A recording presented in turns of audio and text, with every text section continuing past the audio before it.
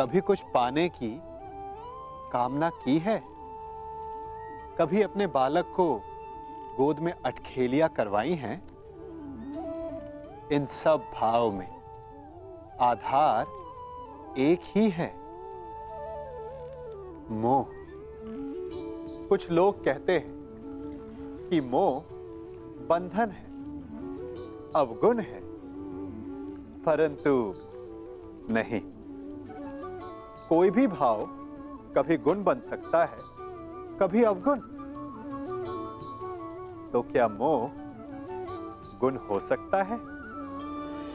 हाँ, यदि वो सीमा में रहे। परिवार से मोह सीमा में रहे तो ममत्व को जन्म देता है। यदि वो सीमा से अधिक हो जाए तो वैराग्य। कारण ये है कि आवश्यकता से अधिक मोह मनुष्य को दुर्बल बना देता है और दुर्बलता नाश की ओर ले जाती है। इसीलिए समझना आवश्यक हो जाता है कि कहां रुकना है, सीमा क्या है। चूंकि जो ना रुका उसका विनाश के गर्त में जाना निश्चित है। मुझे यह पूर्ण विश्वास है कि युधिष्ठिर हस्तिनापुर के सम्राट होने के लिए सबसे अधिक योग्य है।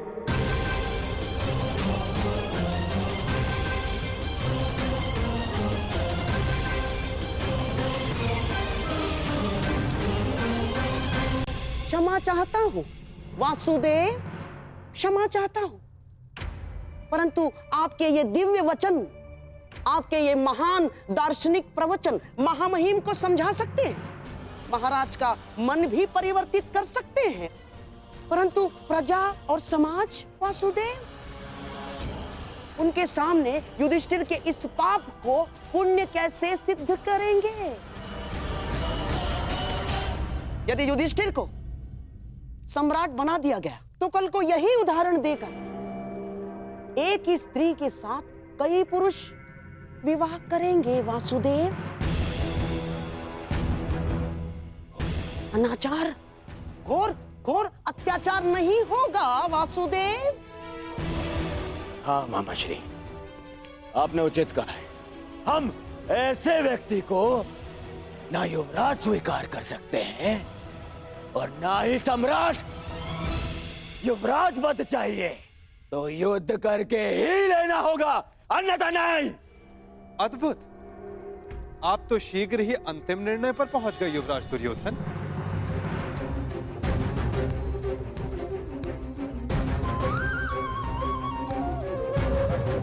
युद्ध किसी भी समस्या का अंतिम हल होना चाहिए, विशेषकर तब जब समस्या पारिवारिक हो। भाई भाई के मध्य युद्ध केवल विनाश को जन्म देता है। तो आप क्या हल सुझाना चाहते हैं वासुदेव?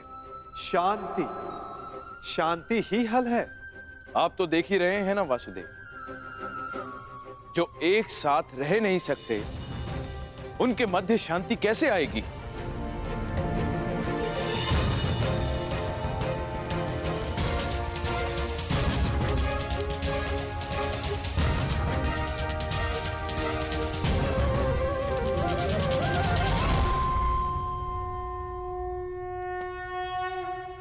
विभाजन से, विभाजन से, विभाजन से, विभाजन से,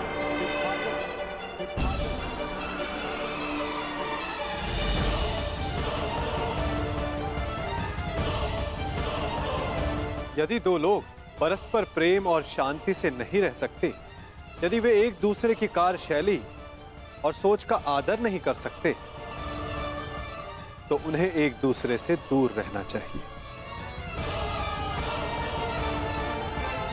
इसीलिए मेरा सुझाव है कि हस्तिनापुर का विभाजन कर दिया जाए। असंभव!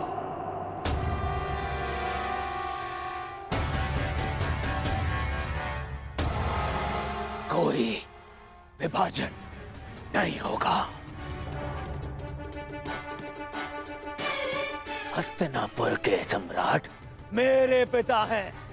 उनके पश्चात सब कुछ मेरा है। और जो मेरा है वो मैं कदापि बंटने नहीं दूंगा। हस्तिनापुर के लिए तुम्हारा ममत्व प्रशंसनीय है कुमार, परंतु सारे निर्णय ममत्व और क्रोध जैसी भावनाओं पर नहीं लिए जा सकते।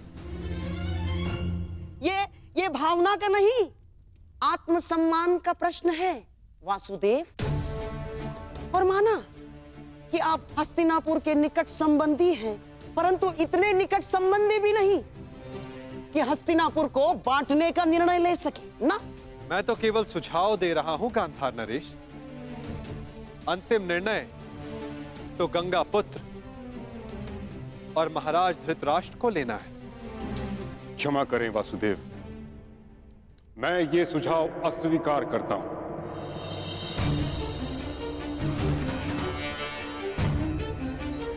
मैंने इच्छा मृत्यु का संकल्प इसलिए नहीं लिया था कि हस्तिनापुर को बंटते देखूं। महाराज धृतराष्ट्र और महाराज पांडु के सभी पुत्र कुरुकुल की संतान हैं। कुरुकुल हस्तिनापुर यदि वृक्ष है तो ये उसकी शाखाएं हैं। हस्तिनापुर का अंग भंग होते हुए मैं नहीं देख सकता। तो फिर दूसरा सुझाव वही है जो आपको स्वीकार नहीं गंगापुत्र, जो कर्ण ने दिया है कि अर्जुन युधिष्ठिर की ओर से युद्ध करे और कर्ण दुर्योधन का प्रतिनिधित्व करे। जो विजयी हुआ सम्राट पद उसका, हस्तिनापुर उसका, राज्य उसका।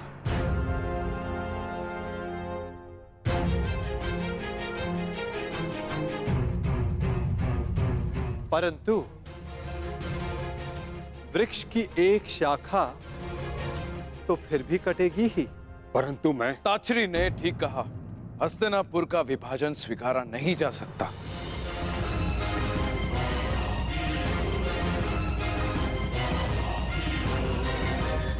यदि दो योद्धाओं का द्वंद्व सम्राट के चयन का निर्णय कर सकता है तो हस्तिनापुर को विभाजन की आवश्यकता नहीं।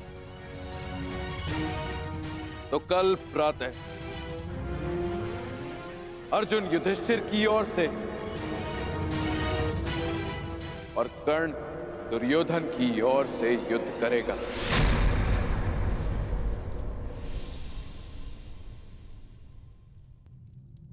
और निर्णय होगा कौन हस्तिनापुर का सम्राट बनेगा।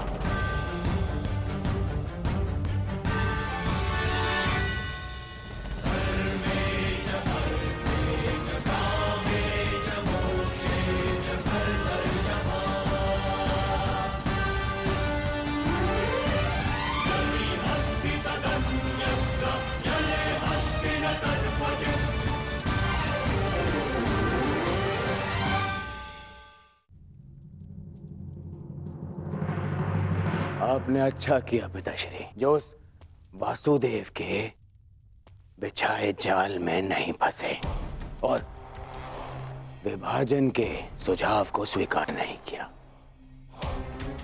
अब कल प्रातः कर्ण के बाण उस अर्जुन के बख्श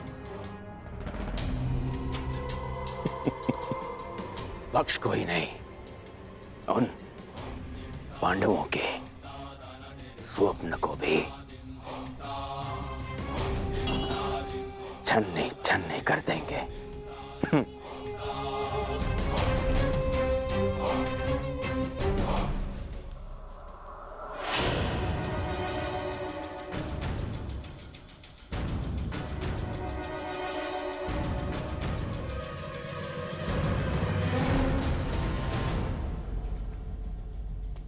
क्या विचार कर रहे हो?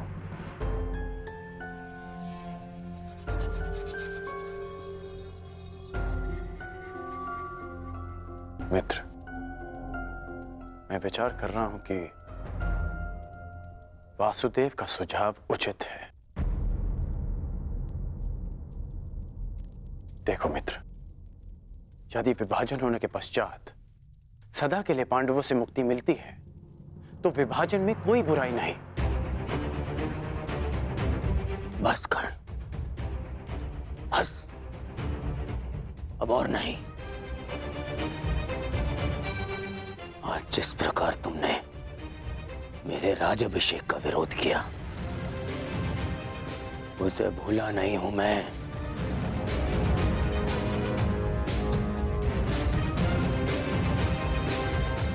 मित्र, मैंने वही किया जो सत्य की मांग थी। सत्य?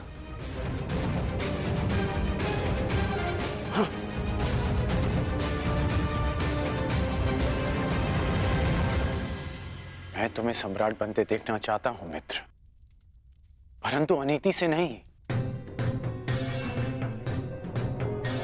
महाराज, आप ही बताइए, क्या विभाजन अनुचित है? कर्ण यथार्थ कह रहा है पुत्र। पांडवों को आधा राज्य देकर तुम्हारे सम्राट बनने का मार्ग कंटक विहीन हो जाएगा। अद्भुत महाराज, अद्भुत। उस छलिए वासुदेव के कुचक्र के चक्र में आप भी आप भी फंस गए। मैंने कहा था ना, मेरे होने वाले सम्राट महाराज के साथ साथ महायोद्धा कर्ण भी राजनीति के खेल में कच्चे खिलाड़ी हैं। आपका तात्पर्य क्या है गांधार राज? मेरा नहीं अंगराज, कृष्ण का तात्पर्य समझो। वो दुर्योधन के मार्ग से कांटे हटा नहीं रहा ना, बल्कि कांटे बिछा रहा है। कृष्ण यदि विभाजन का प्रस्ताव लेकर आया है तो इसके पीछे अवश्य कोई गहरा भेद, कोई बड़ी योजना होगी उसके मन में। विभाजन की मांग तो आपने कर दी वासुदेव, परंतु क्या यह श्रेयस्कर होगा? हाँ पार्थ, मनुष्य के लिए यह श्रेयस्कर है कि वो अपने जीवन से नकारात्मक भावों और वस्तुओं को दूर कर दे।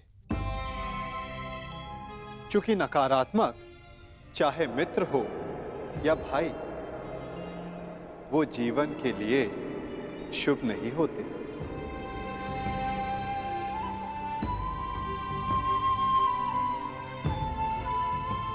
जो लोग हमसे ईर्ष्या करें, हमें आगे बढ़ने से रोके, उन्हें अपने जीवन से दूर कर देना ही श्रेयस्कर है।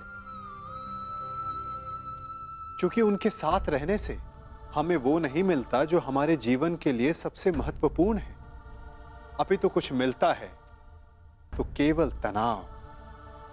योद्धा और धनुष दोनों के लिए तनाव श्रेष्ठ है ना वासुदेव? तनाव रहित योद्धा विजय प्राप्त नहीं कर सकता, और तनाव रहित प्रत्यंचा बाण संधान नहीं कर सकती।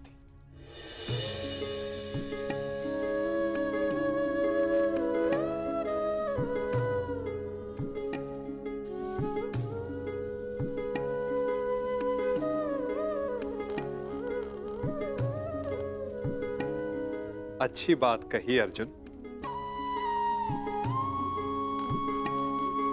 परंतु यदि तनाव सीमा से अधिक बढ़ जाए तो योद्धा टूट सकता है और प्रत्यंचा भी।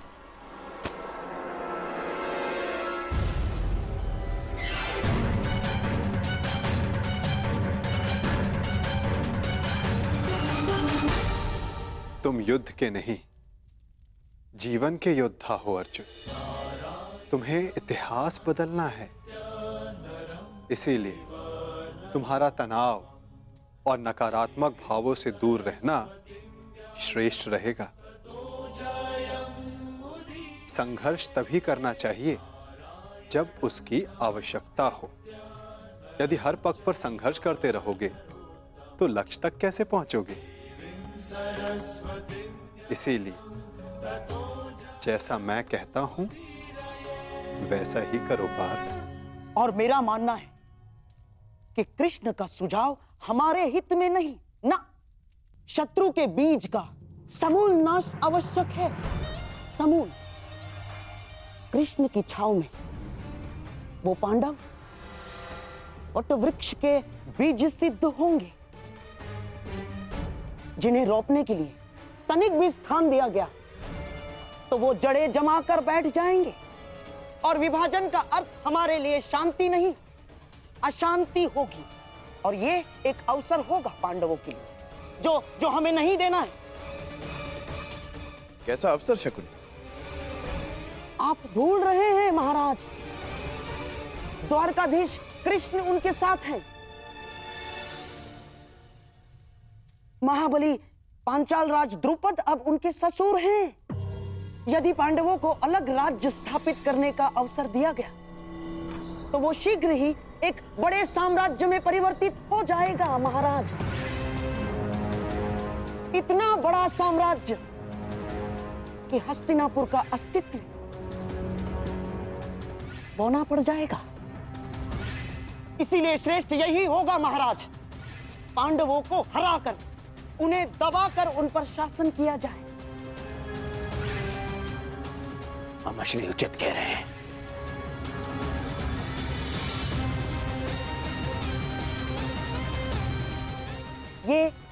ये संभव है महाराज, यदि अंगराज कर्ण अर्जुन के बाणों से डर ना गए हों।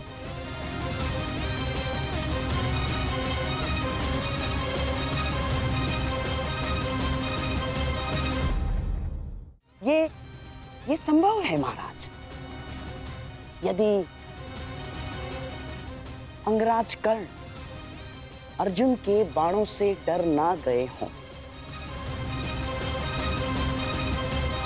आप भूल रहे हैं गांधार राज कि युद्ध करके अपने मित्र को सम्राट बनाने के पक्ष में मैं सदा से हूं। वो मैं ही था जिसने युद्ध करके सम्राट के निर्धारण का सुझाव दिया था।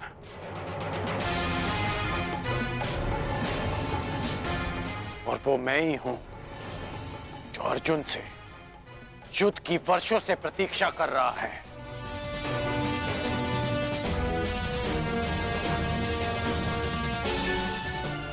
मैंने केवल अपने मित्र को एक विकल्प दिया,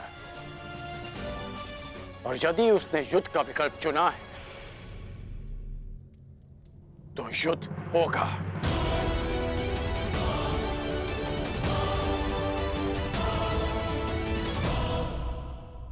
कल सिद्ध हो जाएगा कि युद्ध में विजयी होने के लिए आपका क्षत्रिय होना आवश्यक नहीं होता।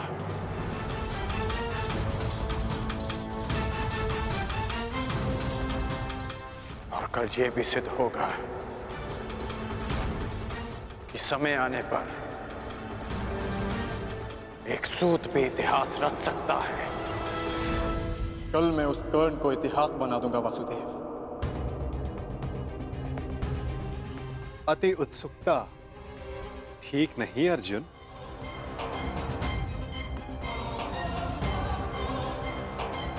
मत भूलो कि तुम्हें चुनौती किसने दी है।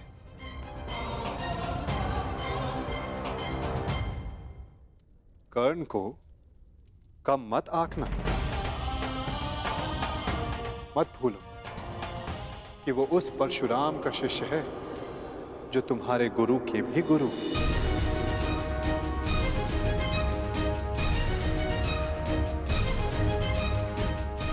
आप किसके पक्ष में हैं वासुदेव? मैं तो सदा धर्म के पक्ष में हूं पार्थ, सत्य के पक्ष में हूं। फिर चाहे सत्य छिपा हुआ क्यों ना हो।